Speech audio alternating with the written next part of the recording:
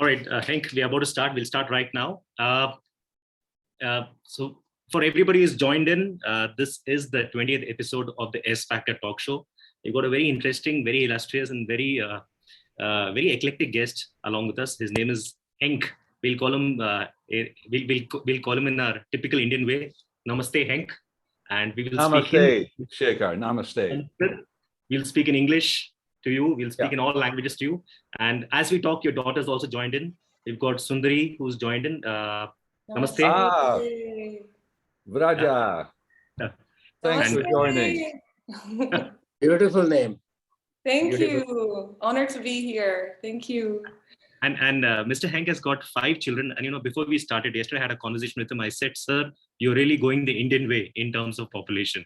He's got 5 children, and all the 5 children got 5 Indian names. So, on a lighter note, and very lovely, very interesting names he was telling me. And Sundari, we are so happy to see you here. I'm going to get you to reveal some secrets about your father along the way. That was the entire objective. It was not the book at all. And we're going to have fun. That's the entire objective. All right. And for everybody else, yes, sir. By the way, Shekhar, I also have an Indian name. It's Hari Krishna Das, and that was given to me by my spiritual master, Bhaktivedanta Swami, and he initiated me in 1971, and he gave me the name Hari Krishna Das. But of course, in the Western world, we usually use our Western names because it's not familiar. But just so that you know. So, Henk, if you don't mind, can I call you Hari Ji? Will that be fine? Yeah. Can I call you Indian name? Yeah, no problem. Super. So Hariji it is today instead of Henk. Henk, aka Hariji. Yeah, Hariji sounds a little bit more, Henk is very, in Holland, it's a very, very common name like John or Pete or so. It's not very exciting. Hari sounds a little bit more, spiritual. Super. All right. So as Henk told us, his Indian name is Hari.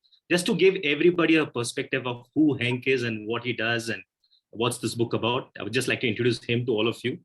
Before that, I would appreciate if all of you could put your mobile phones on the silent mode and make sure you don't get your WhatsApp messages while we're doing this, because this is going to be a very interesting discussion, a very deep discussion, and we're going to be talking about the book, which is Intelligence or Chaos.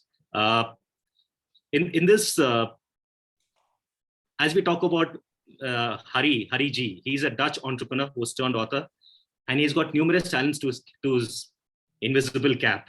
He has about 30 years of experience as an entrepreneur, venture capitalist, and an owner investor in various industries. Sir is invested in more than 20 entertainment, media, communications, technology, and renewable energy companies. Hari Ji has been an activist for efficient energy since 2006. He's very active in promoting the green revolution for renewable energy, sustainable food production, and social reforms to reduce the impact of climate change. Hari Ji was featured in the KRO television program Dragon's Den in 2007 and 2008. In addition to his activities as an investor, Hari Ji is active as a columnist, speaker, and author. In 2009, he was the initiator of the website Stop the Crisis and wrote a book about causes and solutions to the credit crisis. And now his latest addition to this very interesting book is Intelligence and Chaos. We welcome you, sir, to this very interesting show. This is called the theSfactor show, purely because there's a special, S is a special reason here. It could be the X factor, it could be the S factor, but we're looking at the S factor where this is the 20th episode, and all our previous episodes have been very interesting. We've got technocrats, bureaucrats, influencers, lawyers, directors, teachers, actors, you name it. And even the audience today who are listening to you right now are all influencers in their own right. We have a lawyer who's joined us. We have somebody who does a lot of work with organic, in terms of organic energy. We have a banker who's my wife, and that's why I'm so happy. We have Ratanji, who's also a consultant, and very interesting people. These people are from the media and the entertainment industry, and they would be absorbing each and every word that you speak. We've also got Namish, who's joined us. Namish is a very, very popular blogger in Bangalore. Very popular blogger, writes on everything which you can talk to about in terms of spirituality, in terms of philosophy, in terms of media. So he's very interesting, and we will also take questions from him if time permits. But that's the entire objective. And before we start, so we've got everybody joining in, and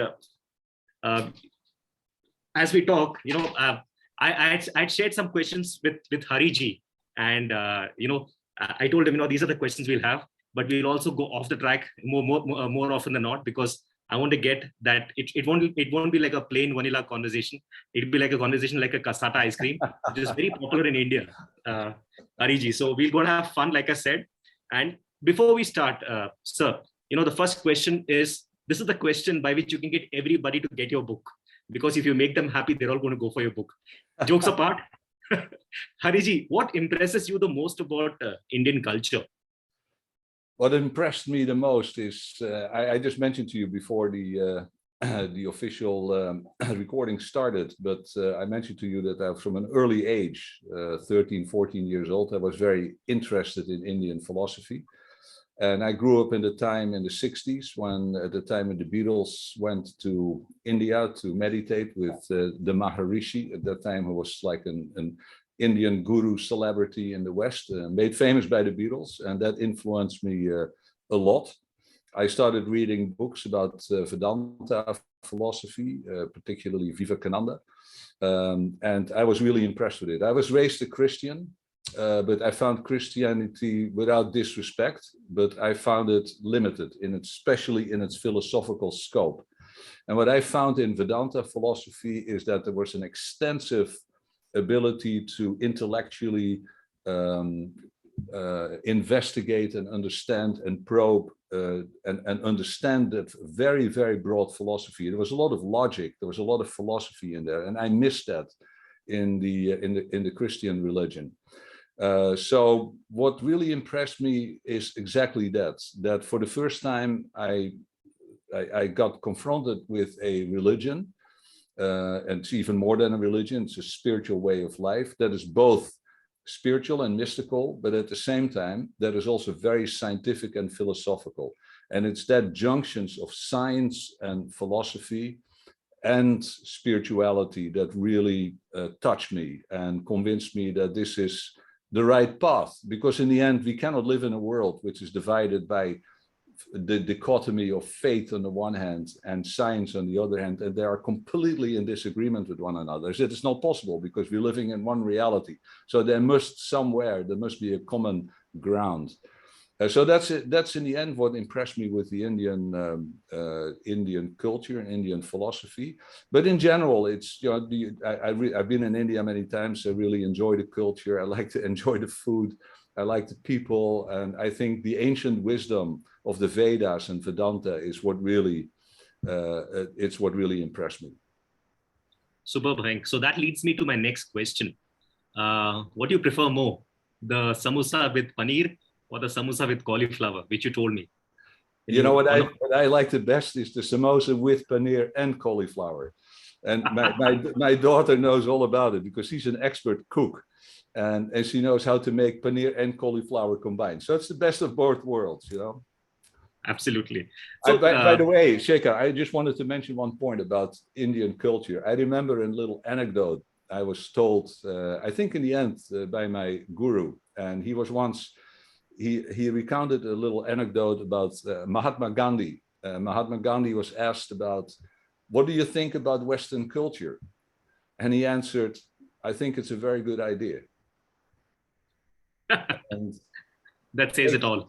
Takes a few seconds, but yeah. I thought it was absolutely brilliant. Not to denigrate Western culture, because there are many things in the West that are great. I mean, especially in the social, technological, societal, political sphere, enormous progress has been made over hundreds of years. But there's one big element which is missing. It has no direction. Science is kind of nihilistic, it's materialistic, it offers no fundamental answers. So there's no fundamental direction, and therefore you can see on an intellectual level there's a huge gap. And so I think the Indian culture, the ancient Vaishnava culture, is able to fill that gap. My spiritual master would say that India is like the wise man, and the West is like the blind man, and so it's the example is that the blind man will sit on the shoulders of the wise man who can walk and who is not blind. So therefore both of them are complementing each other. The blind and the one who's capable of walking. I think it's a nice analogy how the two cultures can actually, rather than compete, they are really compatible.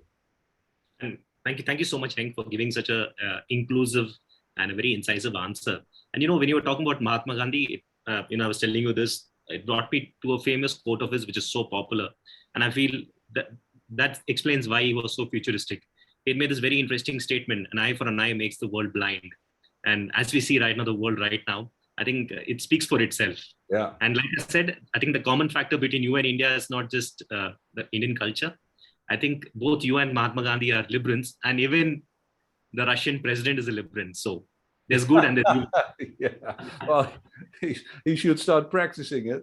But no, it's true. I mean, one of the key things, one of the key elements, and of course, the Vedas and the Bhagavad Gita starts on the battlefield of Kurukshetra, where Krishna is in a war situation. I mean, the most, from a material point of view, the worst possible condition that a person can find himself. And Arjuna was there. He's a Kshatriya. He had to fight, and he was doubting. He says, "Listen, I don't want to fight. I don't want war. I don't want to kill anybody. I want peace." And Krishna said, "Yeah, I want peace too, but I tried everything to negotiate a peace with the opponents. These were the Kurus. And they were aggressive, and they were not willing to compromise. They were not searching for peace. They were searching for power. So Krishna said, I tried everything. Now the last resort is that we have to defend ourselves, and we have to fight. So, and that's how the Bhagavad Gita starts, in the setting, in the middle of that battlefield. So, the Vedic philosophy fundamentally is pacifistic. It believes in peace, and it believes in human beings learning how to work together despite differences, despite different interests, despite competing things. But these competitions, they are subordinate to a higher goal, which is that we're all human beings. We are all spiritual beings. We're all sons and daughters of God, and we have to learn how to serve him. And so that is the foundation also from a very practical, social and political point of view. Superb, thank you so much. Thank you, Hariji, so much. Hariji, tell me this. You've mentioned this a lot in the book, and this book, this particular word I'm going to use, has been the driving factor in all the chapters in your book.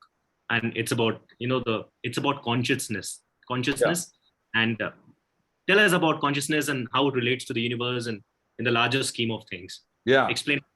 I would love you to illustrate that. Yeah. Right. This is one of the big distinctions between, it's mostly Western philosophy and the Vedic philosophy, because in the West, we are confused about what is the nature of consciousness. The materialist philosophy that has developed by the scientific revolution over the last few hundred years is that consciousness is a byproduct of the brain. In the end, consciousness doesn't really exist. It's an epiphenomena. It's a byproduct.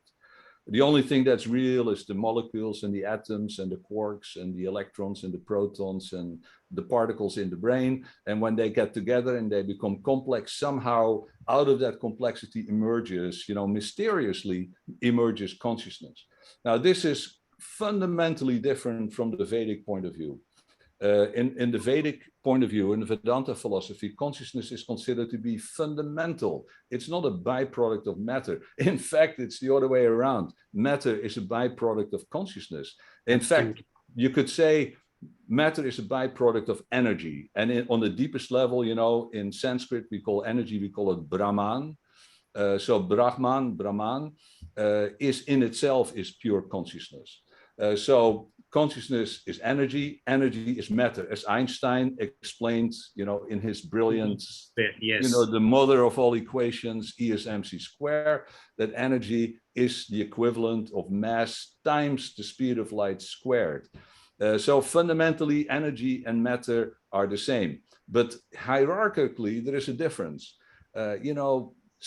Energy is superior. Matter is a byproduct. It's real. Matter is real, but it's temporary, and it's a byproduct of energy. And in the end, energy, of course, is controlled by consciousness. Thank you, Hariji. When you were talking about Einstein, I was thinking of Isaac Newton, and I'm sure you will never send a Christmas card to Isaac Newton for obvious reasons.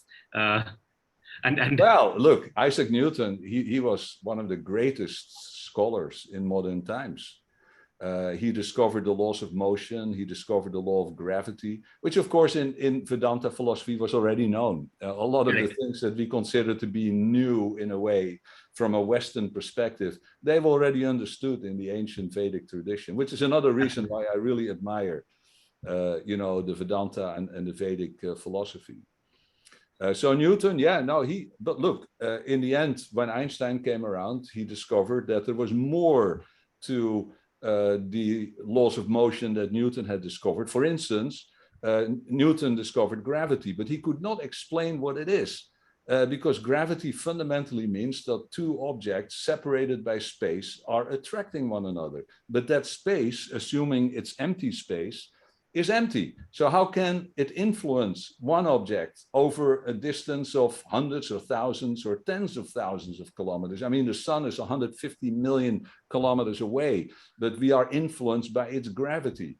In the same way, although the Earth is much smaller, it's also influencing the sun in terms of its gravitational pull. So how could that be explained? Newton did not have an answer.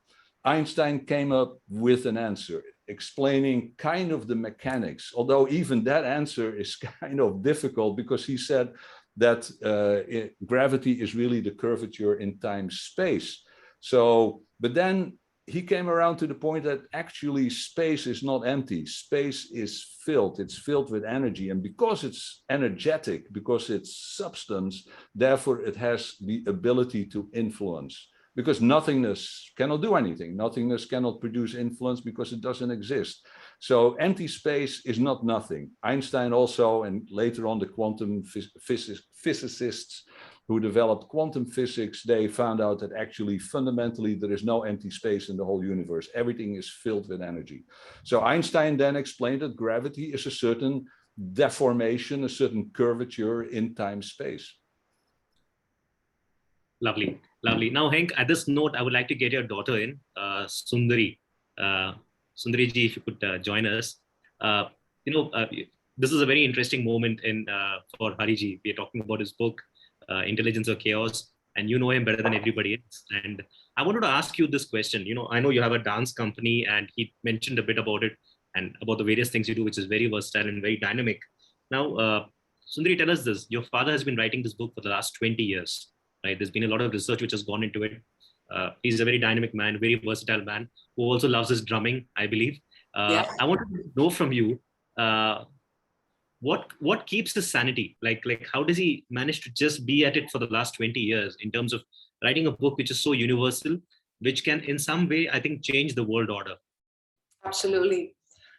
I think my father has an extraordinary capacity to keep moderation, and has a very stable life within everything that happened in his life, from the highs and the lows. He always maintained a certain regularity in his lifestyle, and despite the different states he's been in materially, spiritually he's very consistent. So that makes him a very humble man.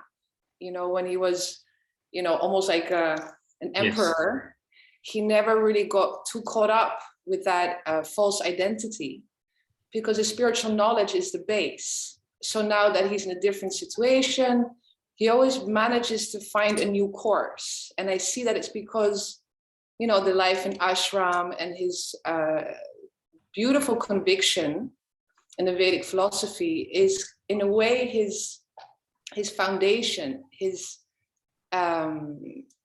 safety net. He always manages to relativate what's happening in life in relation to the philosophy. So I really admire how he manages to keep that consistency and stability in his life, in his humility. So I think that's his biggest passion. And he also really loves to inspire people. Oh, yes, absolutely. So that's a beautiful quality. Yeah. I see, like I mentioned, you have a dance company, and I know that you must be a wonderful, very versatile artist. Now, right now, we have people watching and listening to you. And I'm sure your father must have spoken to you about his book, because he's been writing it and he's very passionate about it. If you had to describe it through your expressions, how would you describe intelligence or chaos through your expressions? Yes, let me see. I think it's a wonderful and simple explanation to something very complicated. And I believe that truth, in essence, is simple. It's not easy, but it's simple. He manages to make things that are so complicated and confusing, Yes. often a reason for people to give up on faith, very approachable and even playful. It's inclusive. People do not feel that they lack a certain intellect to understand. Yes. And that's extraordinary. I grew up, of course, hearing the philosophy, and it always for me was just so natural that something cannot come from nothing. Life comes from life. Absolutely. There has to be a certain intelligence behind such an incredible creation. If you look at a flower or a butterfly, it's extraordinary. There's not a single mistake. The chance that by chance this was manifested is, of course, is ridiculous. But in the same way, he presents it in such a playful way, and also with statistics. Numbers don't lie. Correct. And when we get caught up in opinion and division, when it comes down to facts, numbers, science is such a beautiful tool to make the mystical approachable. And finally, what I really like, that it's quite easy to integrate into daily life. To love and to serve is natural for us. So the answer is not really difficult. It's not far away. It's, of course, we get distracted. Suffering is such a big part of that distraction. But when we see things in relation to the universe, to the divine, to see that we're all connected and it's coming from such a beautiful, intelligent source, a loving source, it gives comfort. It gives us purpose. Yeah. You almost took us to a mystical world. Oh, for me, it's very I'm an artist, so I see things perhaps in a more emotional or artistic way, and I think they come hand in hand. I believe us humans are live from emotion. Yes. That's how we express our soul, our essence. So, And I was telling this to your father the other day. I think we are living in a world where we are moving from intelligence quotient to emotional intelligence to spiritual quotient. Where we are, we understand ourselves better. I think that's the way the world is going to be moving towards, looking at how the world has been in the last few years. Beautiful. Thank you so much for your inputs and for your insights. It was a pleasure talking to you. We will talk to you again. Okay, thank you. And Hariji, we have a question from Mr. Ratan Sharda. Ratanji has asked you a question.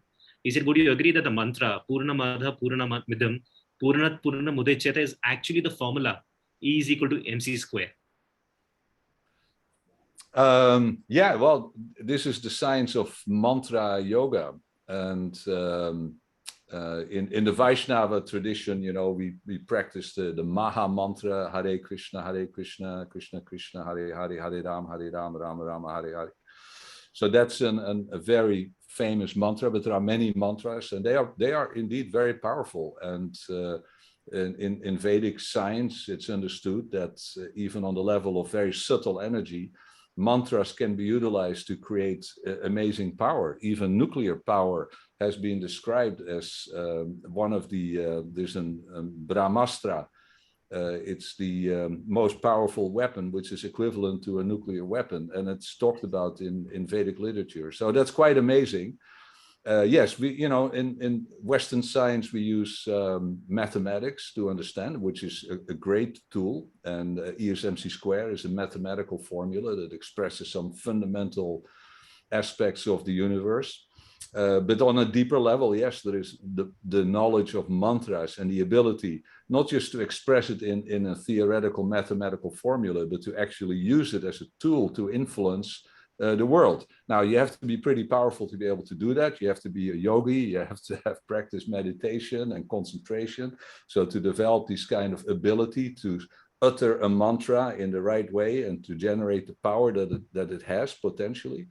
But yeah, I agree with that. Yeah. Thank you, sir. Thank you so much. Thank you. Thank you. And like your daughter said, you made it very simple and you made it very interesting. Hariji, I have to also tell you this, the audience we have today is very mixed in terms of age. We have people from the age group of 20 years to somebody who's 70 years, 75 years, 80 years. So yeah, it's a very mixed group and very mixed mindset, which makes it all the more interesting. Absolutely. Yeah. and I would love to know from you, how would you actually define God? Because you've spoken a lot about God in the Yeah, book, and God is, I think, just reading it, I believe, because yeah, you've spoken about God, and God is all pervading and it's all yeah, there around us. How would you define, in your yeah. perspective? No, all of that. I mean, I start in the introduction of my book, Intelligence or Chaos, I start explaining that the most important questions that humanity can ask itself is whether God exists or not. I mean, there's no question more important and more fundamental to answer everything related to our life, both individually and as a society, to be able to answer that question whether there is a supreme being or not. And the answer to both, whether it's accepted that there is a supreme being or it is rejected, leads us to completely different universes in terms of our worldview. So starting with that point, the existence of God is the most important question. Now, then we have to answer that question. Do we have scientific evidence? Do we have empirical evidence? Or do we just have tradition and sentimentality and maybe the things that our fathers and forefathers and great-great-grandfathers did, and we just follow that because it's tradition? So I don't believe in religion just because it's faith and tradition. Religion, as I said at the beginning, must be rooted in knowledge. It must be rooted in science. It must make sense. It must be commonsensical, and it must be logical, and it must be philosophically consistent. So these are a bunch of criteria that religion or our understanding of God has to comply with. Now, and I come back to the definition of God, but I first want to make one point that's really the essence of the book, Intelligence or Chaos, which is that now for the first time, I would say in history, in known history, we have scientific empirical evidence that God must exist.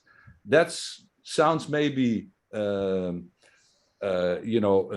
bit dramatic and exaggerated, but it's not, because if you look at the history of philosophy, we all, already hundreds of years ago, there was a Christian philosopher, Thomas Aquinas, and he was the first one in Christianity to formulate what is called the teleological argument. The fact that God must exist because we find there is complexity in nature. We see that animals, plants, human beings, our bodies are complex, and that complexity points to a designer. Now, he couldn't prove it, but it made a lot of sense. Intuitively, we know that complex things don't appear out of nowhere. If I tell you that the human body, for instance, the human body our brain consists of 100 billion neurons, brain cells, and our total body consists of 80 trillion cells, 80 trillion, just, squeezed into this 1 cubic meter, whatever it is, which is me or you. And the complexity of that, if you go to a cellular level, to the DNA, which is an unbelievable complex chemical factory, which is directed and guided by a computer code, which is what we call the DNA. If you go deeper and deeper and deeper into that, which science today is able to do because of technology. Because of technology, we can look at the very large aspects of the universe. We can look into deep into space for billions of light years away. With microscopes, we're able to penetrate into the microcosmos of the atom and the subatomic particles and the cell and understand things that are happening on a micro level. So the more we dig, both in the extreme large and the extreme small, we find everywhere, we find unimaginable organized levels of complexity. And there is no way that could have appeared out of chance, which is generally the materialistic point of view. If you put a bunch of atoms together, you let them do their stuff for billions and billions of years or for eternity, somehow or another they combine and something wonderful comes out. Now, nowadays, we know that the universe had a beginning 13.7 billion years ago. That was the Big Bang. At the time of the Big Bang, before that, according to scientists, either there was nothing or there was a singularity. And at the time of that Big Bang, at the first billionth of a second of that Big Bang, the forces that control everything in our universe, which is gravity, electromagnetism and the strong and the weak nuclear forces, they had the exact right values so that atoms could come into being, so that molecules could come into being, so that solar systems could come into being, so that galaxies could come into being.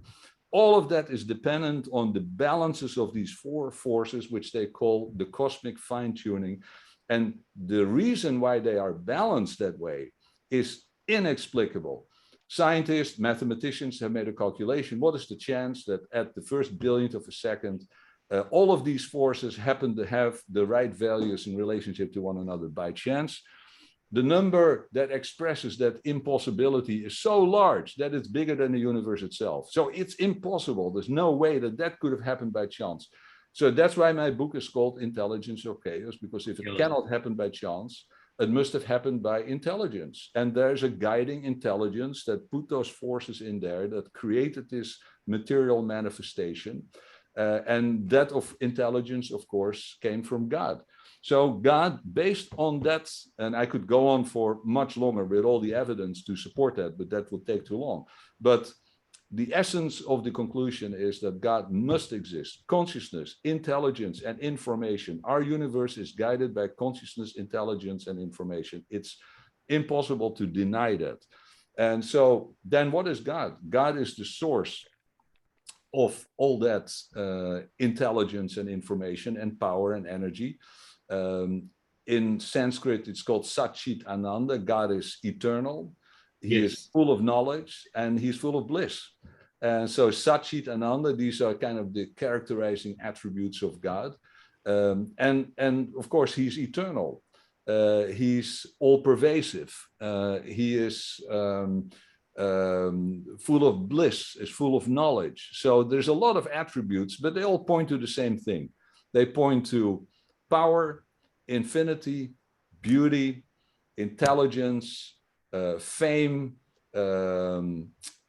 strength, all of these attributes, but then in an unlimited capacity. And the word that best defines that in Sanskrit, in the Vedas, is Bhagavan. Bhagavan means one, the one who is full, infinitely full of all opulences, which is power, which is beauty, intelligence, which is fame and riches, which is blissfulness and knowledge. All of these opulences, there are listed 6 opulences, Bhagavan, and these opulences he possesses in full. And no other entity, of course, will have that same capacity. We are all part of him. We have those properties in a minute quantity. We are also a little bit blissful. We are a little bit intelligent. We have a little bit of power. We have a little bit of beauty, but not in an infinite manner. So we are always dependent in that sense on the supreme being, God. But fortunately, you know, he loves us and we should love him, you know, and as soon as that love is there, then, you know, all problems are solved. Absolutely. Thank you so much, Henk. I think that's very interesting. Hopefully God is listening to this. And I'm sure, I think one quality which God should have is he's humorous, I'm sure, in more ways than one. Hariji, now, you know, we're going to do an activity. And in this activity, I'm going to give you a word and tell me the first thing which comes to your mind. And this activity is not just for you, but for everybody who's listening in. So you could also put your messages in the box. And these are words you've used throughout the book. Like, for example, the word infinite. What does the word infinite mean to you in one word, sir? Infinity. Infinity, all right. Infinity, what it means? Yes, yeah, it means no, fundamentally no limitation. And we have 2 types of infinity, potential and actual infinity. So for instance, numbers are potentially infinite because when you mention a huge number, there will always be a bigger number. So yeah, it's a potential that can never quite be reached. And then there is actual infinity, which is time and space. Time and space by nature are eternal and infinite. So super. Logic. There are 3 laws of logic, and actually they're very simple. And you know, if we consider that everything in science and our amazing technology, you know, the fact that we are just talking right now, it's also kind of a mysticism. You know, it's like an gross manifestation of mystical power, of siddhi.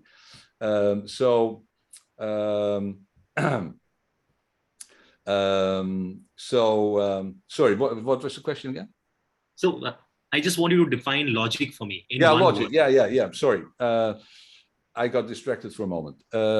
So logic is, if we consider that the incredible technology and science that we have built, it's all based on logic. And logic, you would think it's very complicated, but actually it's not. There are three laws of logic. There's the law of identity, the law of contradiction, and the law of excluded middle. And they're really simple. The law of identity says that A equals A. The law of contradiction says A does not equal B. And the law of excluded middle says that either A exists or B exists, but there's nothing in between existence and non-existence. So what really logic is a simple definition of being versus non-being. And then I come back to the point that one of the essences of Vedanta philosophy, that everything is being. Non-being does not exist. Everything that exists comes from another form of being. So therefore, nothing can emerge from nothingness. So that is the essence of the laws of logic. And if you analyze it, you find it very logical. Superb. The golden rule. Yeah, the golden rule is, in essence, the law of karma. Understanding that what you do not want to happen to you, you do not, as the Christian saying is in the Ten Commandments is exactly the same. It talks about the golden rule, the laws of karma, that we have to behave responsibly and we should not cause unnecessary suffering to other beings. In fact, the opposite, we should be serving other beings, and we should be a servant to nature. We should be a servant to our fellow man. We should be a servant to the animal kingdom. That's why I'm a vegetarian, don't kill animals. So it's respect for life. And it's the understanding of the laws of karma that we are not allowed to cause suffering, unnecessary suffering to other beings. Okay. Compassion. Well, compassion is the result of the law of karma, in the sense that the underlying principle is that not only that we should not cause suffering to others, which is kind of a negative one, but if you have compassion and if you feel love, automatically you want to do something to make the other person happy rather than make him suffer. So compassion and love is really the foundation of our creation. And it's also the essence of bhakti yoga, which is the essence of Vaishnava philosophy, that in the end, every being has an eternal loving relationship with God. And we have to rediscover that. And God of the gaps. Yeah, this is a typical argument that is being used by atheists to kind of ridicule theistic thinkers. They say, well, whenever something is not yet explained scientifically, or we find that we do not yet have the answers, it's a matter of time, because in science, eventually we will solve everything. And then, religious people will just say, if we don't understand something, that's because of God. God does this, God is responsible for that. So therefore he's like the solution to everything. And they will consider that to be a cop-out. The gap is the lack of knowledge. So in some instances, of course, that's true. I mean, in Christianity, when they were trying to claim that the earth was the center of the solar system, that turned out to be scientifically wrong. So you can't just say because God did it, therefore automatically that's the answer. Of course, we need science. We need, in Vedanta philosophy, there are three methods of obtaining knowledge. There is sense perception, which is pratyaksa. There's logic, which is called anumana, and there is shabda, which means either revealed scripture or mystic experience. And these three, the first two, is what is called the scientific method, using sense perception and using logic. So the Vedic philosophy is, in that sense, very scientific, because it's accepting sense perception, the empirical method, combined with logic, as a method of obtaining real knowledge. Very nice, very nice. And Hariji, the word Vaikunt. Vaikuntha. Yeah, my book ends with that chapter. I find it the most intriguing. It's the conclusion of the Vaishnava philosophy that in the end, there is a spiritual realm, a spiritual universe beyond this material universe. That material universe is called Vaikuntha. and it's illuminated by the spiritual sky, by the Brahma. It's called the Brahma Jyoti. It's effulgent. It's made of pure consciousness. It's Satchit Ananda, but in an impersonal form. And the center of that entire universe is Krishna Loka, where Krishna is residing on a massive spiritual planet. And the interesting thing is that according to Vaishnava Vedanta, the material world is a perverted reflection of the spiritual world. So all the things that we have in the material world, including objects, planets, human beings, animals, all of these things all exist, but in a pure spiritual, perfect form in the spiritual world. So here they're like shadow reflections, but like the shadow, it has some resemblance to the original. So by understanding the material world, we can get a glimpse of that spiritual reality, which is Vaikuntha. But in essence, the only way that we can fully understand that spiritual reality is by achieving moksha, liberation, and freeing our consciousness from, you know, the clutches of Maya and the clutches of our conditioned existence. So when you spoke about Maya, that's my sister's name also. And I want to ask you, what is can you kindly explain us the illusion of Maya in the Vedas? You've spoken about that. Tell us about it. Yeah, there's two explanations. There is the famous explanation of Shankaracharya, who is the founder of Advaita Vedanta, which we Vaishnavas do not accept, because according to Advaita, God is purely impersonal and formless, and everything that we see in this world in terms of form and diversity is an illusion. So that is not actually the definition of illusion that is given by the Vaishnava Vedanta. According to Vaishnava Vedanta, illusion means it's temporary. This material world is real. This conversation that we're having is real. The laptop that I'm sitting in front of is real. All of these things are real, but they're temporary. Whereas Shankaracharya will say, no, they're not even real. They're just an hallucination. They're a projection of your own consciousness onto reality. So the Ramanuja, one of the great scholars of Vedanta philosophy living in the 12th century, he used the analogy that when there's a rope lying on the road and it's dark, then the Advaitin will say, the rope, he will first think that the rope is a snake, and then you know, realizes, of course, that he makes a mistake, and he will say, you know, it was not a snake. There was not even a rope there. There was absolutely nothing there.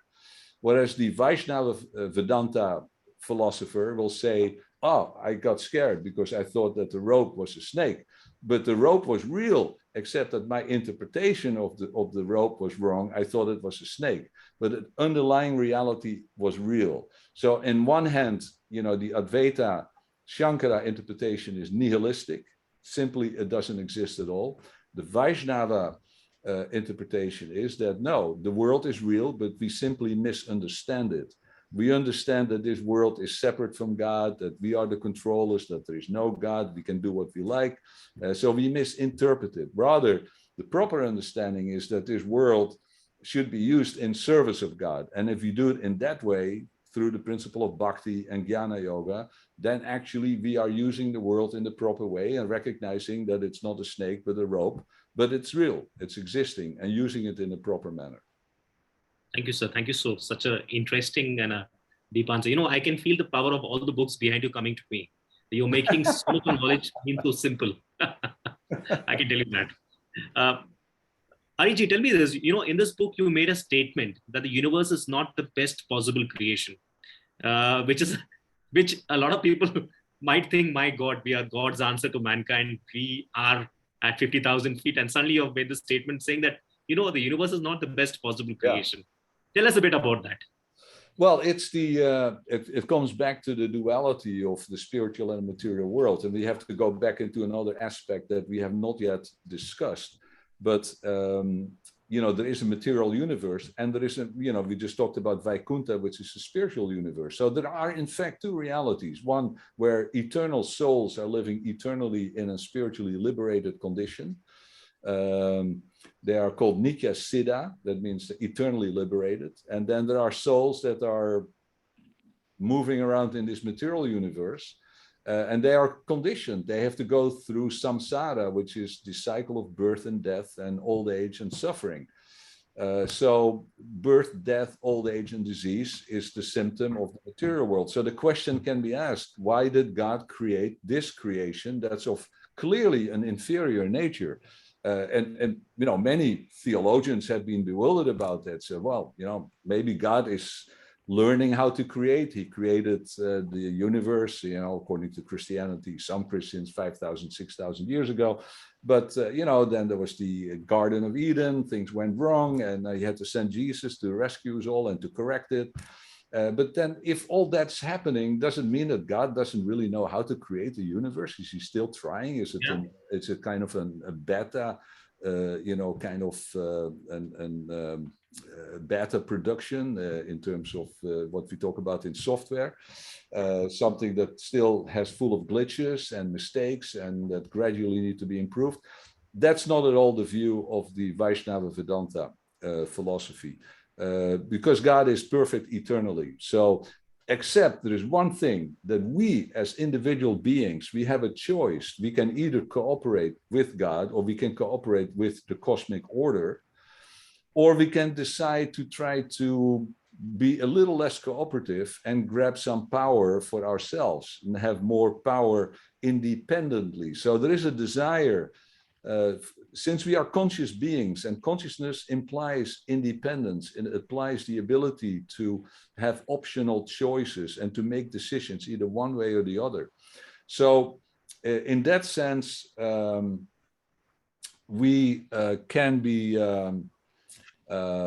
attracted to expand our power, and which is in a sense okay, because you can use power, you can also use it in service of God. So, you know, for instance, there are devas, the higher entities in our universe, Lord Brahma, Ganesh, Indra, many of the, what we call the gods, they are demigods. They are not God, they are demigods. And their role is to administer the universe, to run the universe. They are the administrators, but they're doing a good job. They're making sure that the solar system and the galaxies, so they're doing all of that in service of God. But when they become intoxicated by power, they can actually fall down into the lower levels of this universe and become contaminated by that intoxication of power. And when you become intoxicated by power, you start generating suffering, because you cause, when you abuse your power, somebody else is suffering because of that. And that's the essence of the laws of karma. The moment you step beyond your boundaries and you use your power not for the service of the greater good, but you use it for your self glorification, then you start causing suffering. And that's, at that point, you will enter into the cycle of birth, death, and karmic reactions. And in fact, that can really deteriorate into an awful situation. As we have seen, you know, it's Kali Yuga. We know that in Kali Yuga, things are generally not very good. Leaders are not very honest. So we've seen World War II. We see guys like Hitler, you know, killing millions of people out of a total crazy philosophy. Very instinctively. Very instinctively, right? He bolstered I mean, that population very instinctively. Yes. It's an ideology which is almost incomprehensible. It doesn't make, you know, it's not scientific, it's not philosophical. It's just based on some, you know, German mythology and nationalism and racism and total misunderstanding of, you know, the function of this universe. So that these are, you know, examples of how power can corrupt. And we know that absolute power corrupts absolutely. So the enemy in that sense of us, as opposed to loving God, is to compete with God and to use our power rather than in the service of God. We try to use that power in order to compete with him. In fact, to try to ignore him, become God ourselves, which is the ultimate disease. So this universe, and come back to your question, this is not the best possible universe, because this universe has been created around our karma, our desires, and they have been the best possible desires, especially in Kali Yuga. There are other universes, there are other realities, there are other, even within this universe, there are other planetary systems where there are living beings, human beings living on a much higher living standard, that are not corrupted by power, and that they're living in a celestial or near spiritual environment. So that's what I mean with the idea that this is not the best possible universe. Very nice. Very, very interesting. And hopefully, people take it seriously and understand the entire extent of what you spoke and what you meant and what you inferred. Now, Hariji, I got a message from Sanchari, who's been listening in, and she has sent a very, very beautiful message. She sent me a private message, and I want to read this out to you. She said, Shekhar, this is a beautiful conversation, and Hariji is a cauldron of knowledge and an epitome of peace and humility. Absolutely enjoying this gamut of knowledge and such an eye-opener towards our own Indian culture and our Upanishads. Million thanks for this. She's finding it very, very interesting. Unfortunately, she's at a location where she cannot, where she can only hear, but she can't speak. And she's just enjoying this conversation between both of us. This virtual fireside. These are very kind words, and I really, really appreciate it. What was her name? Her name is Sanchari. She's from wonderful Calcutta. She's from she's from Calcutta. From Calcutta. And, yeah. Well, thank you very much, Sanchari. I appreciate it. And I've got a lot of questions on private messages. Somebody asked me this question. How do you feel about a lot of people calling this Hindu mythology instead of Hindu philosophy? You've spoken about that in the book too. I know that. But just give us a flavor of it. Yeah. You spoke about the fact that, Hindu mythology instead of Hindu philosophy. Right. And yeah. Please tell us a bit about it. Yeah, there are two elements in that. India, of course, has been ruled by the British for hundreds of years, and it's been under the influence of colonial powers. Before that, Muslims that invaded India. Long before that, Alexander the Great who invaded India. So India has a long history of being overruled by colonial powers. And particularly the British, they were very biased because they were Christians. They thought Christianity was a superior religion to Hinduism. And there were many things they just couldn't understand. And I already mentioned, the whole idea of many gods. You see a god with looking like an elephant, and a god looking like a bird, and a god looking like this or that. They think, yeah, this is all mythological, can't take that serious. But that's a real big misunderstanding, because the demigods, they are not just mythological figures. There are beings in this universe that are of a far superior nature, even on higher planetary systems than planet Earth, where the standard of living and the standard of consciousness are far more advanced than ours. There are beings there that have incredible power. And these powers they are using to administer the cosmic manifestation. Now, in Christianity, they have something similar. They talk about angels, but it's all rather very vague. In Hindu philosophy and Vedic philosophy, it's very detailed, explained, except that the language they use is language from hundreds or thousands of years ago. So it seems like it's mythological. It seems like, we don't express it with mathematics and physical equations and, the modern language of science. So therefore people think it's kind of backward, but it's not at all the case. If you dig into it and you understand in the language that they were using in those days, it's a highly sophisticated philosophy. It's not based on mythology and fairy tales and naive kind of stories, but it's very deep, it's very profound, but it's also not that simple to understand. You have to really dig into it and study it in order to fully understand it. Thank you so much. Thank you so much, Hariji. Hariji, now, we got a lot of, if you, anybody here who wants to ask more questions, Namesh, he's a very inquisitive young man who sends me good morning messages every day. Hopefully he has a question for you. on Namesh, if you're there, if you want to ask a question, this is your moment. We can take more questions from the audience.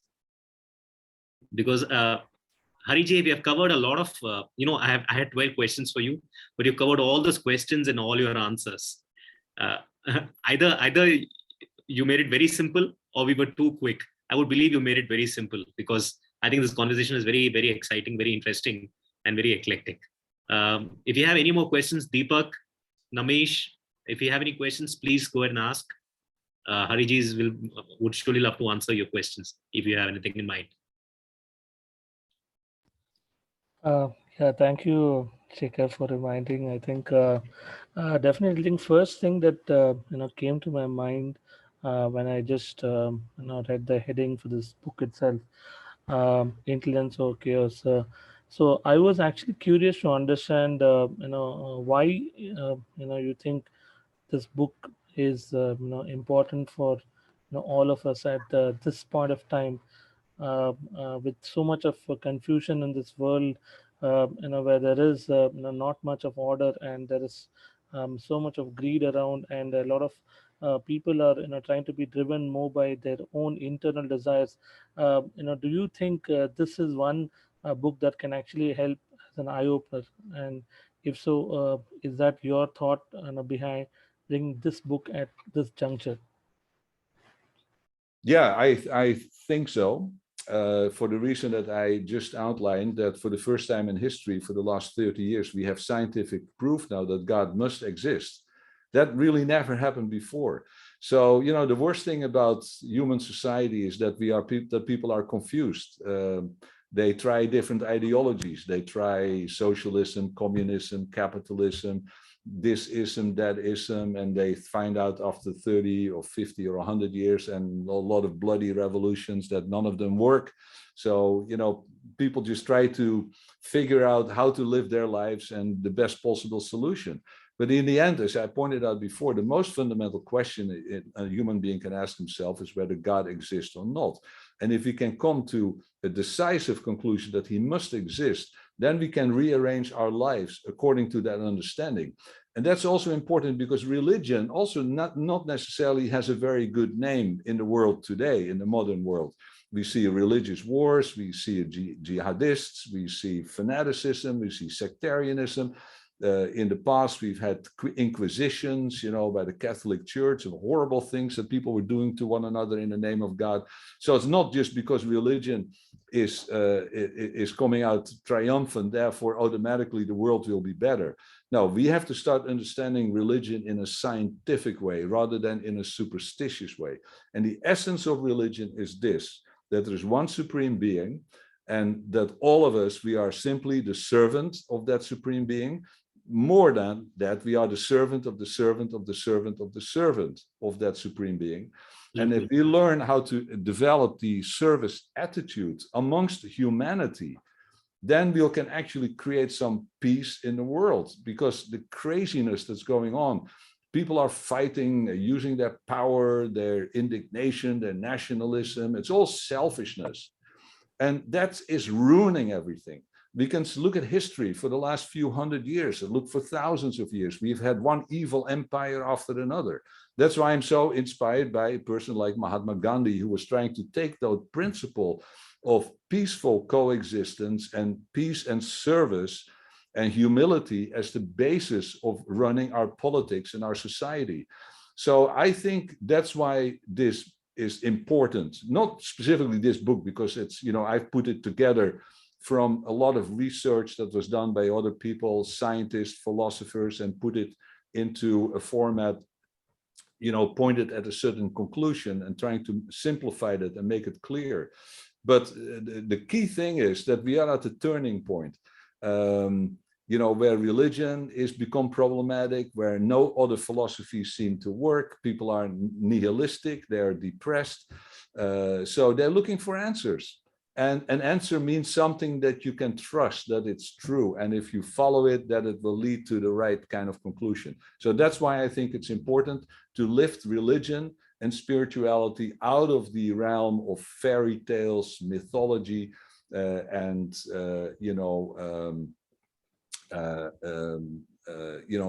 of superstition, to lift it out of that realm into the realm of scientific understanding based on truth.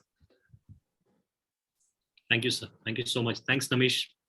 Hopefully that's answered your question. If not, you can get the book. Does it answer your question, or? Yeah, I think to fair extent it does. But I guess the only thing that always like dwells further from there is how much of the content that and times that we read or look at is actually processed and compiled by people to make a right judgment. So we may always believe that there is a God, but how much of it is going to be acceptable, and do people actually take the actions which makes it more a better sense to make sure the humanity in a way prevails, is again one of the biggest question, because these days people are more influenced by what they think is right than probably what is actually right. So it is again good insight from you, and I'm really curious probably to read more, and maybe even see how much I can probably take insights from what you have written and maybe share to people, because we are living in this world of chaos, and people all have their own thoughts on their shoulders, and it's Yeah. hard to Yeah, look, even some people, some historians, they call this the post-truth era. Look in the United States, for instance, where we can see that people even don't accept the outcome of elections. One is saying, we won, and the other one says, no, we lost. And if you cannot, as a democracy, if you cannot even agree on the most fundamental principles that are governing our society, like the rule of law, the outcome of an election, or any other thing, if we cannot even agree on those facts, we live in a total chaos. And it leads to war, it leads to confusion, it leads to strife or even civil war. So truth is the most important thing in governing and guiding human society. And in Kali Yuga, it's stated that in the Vedas that most good qualities of human beings, like compassion, like cleanliness, like strength, they've lost it, except for truth. There's only one thing in this Kali Yuga that's still prevailing, that is still a desire for truth. And I see that the scientific revolution that started 400 years ago is a manifestation of that historical component, that truth is still important in our world today, and science is a proof of that. That's why I'm a great believer in science. I'm not at all antagonistic towards science, even though science has sometimes led us to the wrong conclusion. But science now, especially the level that it is today, it's so powerful and convincing in trying to show us that the universe is in the end ruled by information and consciousness, and therefore there must be a higher order. This is powerful. This has never really happened before. So there is still that element of truth which is important. And of course, the Vedas, the word Veda means knowledge. It in a sense means truth. So if we don't have that, if we don't have something common that we can all agree on, some fundamental principles that we all agree on, we'll have chaos in society.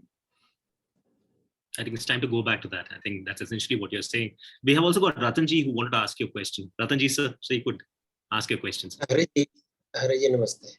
My question is that being from the Western world and now having adopted India as your second home, why do you see there is a difference between how chaos is handled by the West and the Indian people? In India, chaos is fine. People simply live through it. In West, if there is a chaos, people get highly disturbed. So why there is a different reaction to chaos in the Western world and the Indian society? Sorry, I didn't fully understand your question. There is chaos, right? Chaos. Chaos, so in a chaotic situation, the Hindu lives very peacefully. Yeah. He let it pass. He doesn't react the way the West reacts. You being from the West and having also adopted India as your spiritual home, why do you think there is a difference in response to chaos in the Western world, which wants totally orderly life, which wants totally disciplined life, and any chaos deserves its own existence? So why there is difference in response to chaos? Yeah, that's a really interesting question. It has a lot to do with culture. Of course, when the first time I came to India was in 1972 or 73, I was also quite shocked, by the massive amounts of people and the differences in the way society was organized compared to the country I was coming from, the Netherlands. Never mind economic performance and the fact that India at that time was relatively poor and Europe was relatively wealthy. But it also has to do with a mentality. The mentality is that Europeans are very focused on, I would say the scientific method, and also in terms of organizing society, structure, organization, technology, getting things right, discipline. So, and these are good qualities. There's nothing wrong with it. I think that in India, and to a large extent because of the many, many hundreds of years of colonial rule, they've lost some of that ability to organize themselves. So they were dependent on foreign powers. But I think there's another element, is that Indians in generally are more relaxed about their lives. They have an understanding of the fact that this is not the only life, and that we have to try to squeeze everything in this one life, because otherwise we failed completely. The Indians are a bit more relaxed about it. They understand the laws of karma and reincarnation. It makes a huge difference.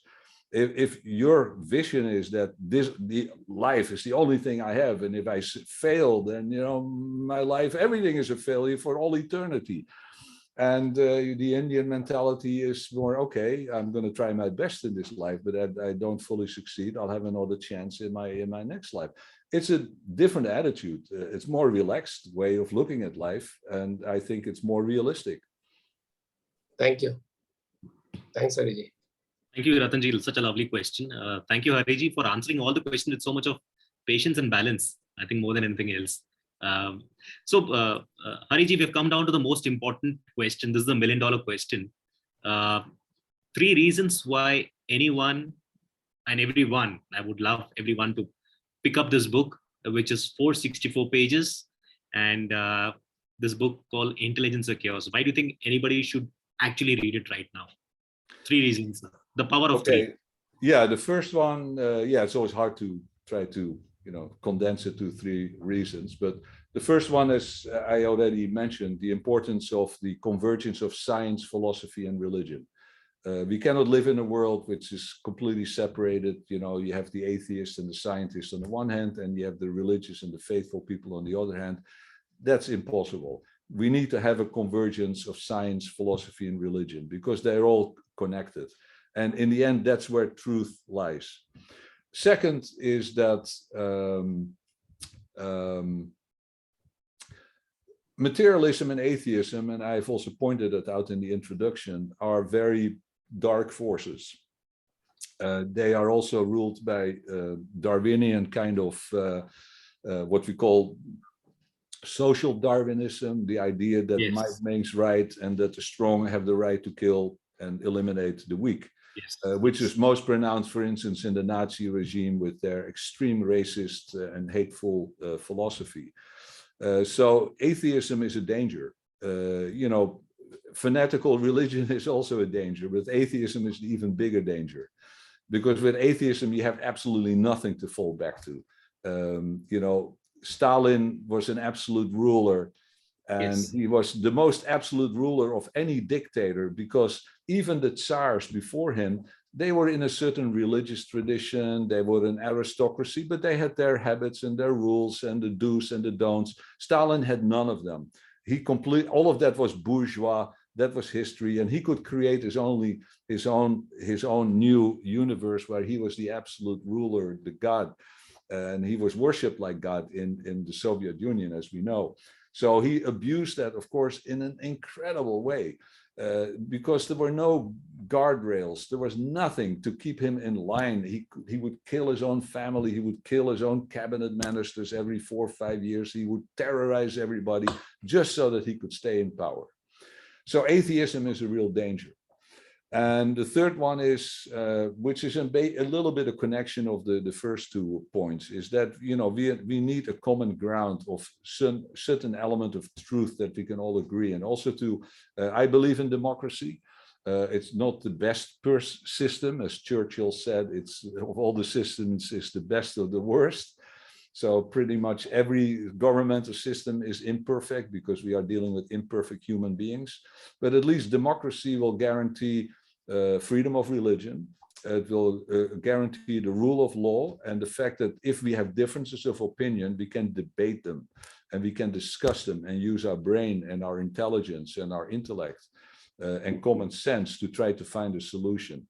So when that is there, when people are willing to reason with one another rather than just obstinately just object and refuse and just enter into the realm of aggressiveness and violence, we cannot even have peace on a material level.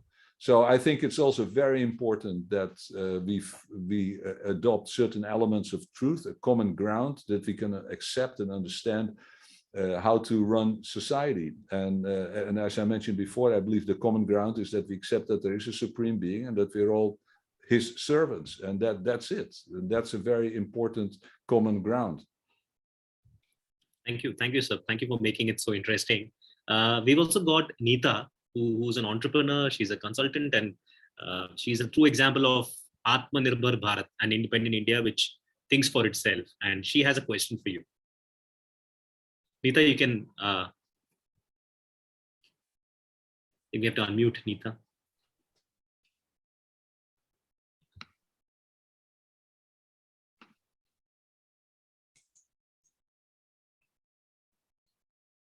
Neeta, you might have to unmute yourself.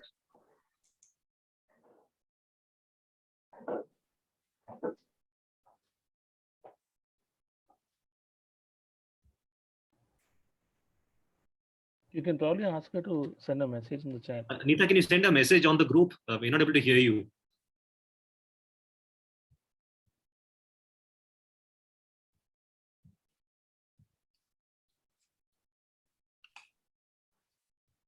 Okay, Neeta, you can put the message on the group if you're not able to unmute.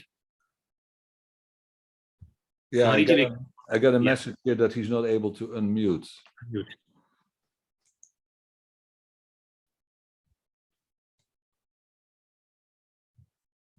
So this is in India known as IST, Indian Stretchable Time.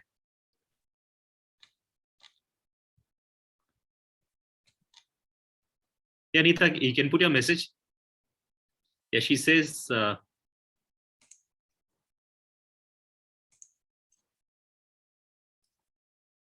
okay, she says she was with a doctor who was an atheist in the past. Yeah.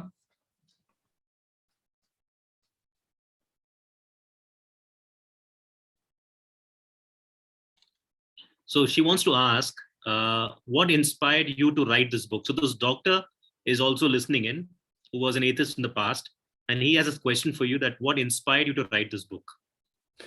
Yeah, what inspired me in the end is that, as I explained before, from a very early age, I was really interested in finding truth and in getting knowledge. So I wanted to know just that something was inside of me. I don't know whether no doubt from a past life that I had this eagerness to try to understand and find answers to the existential questions of life.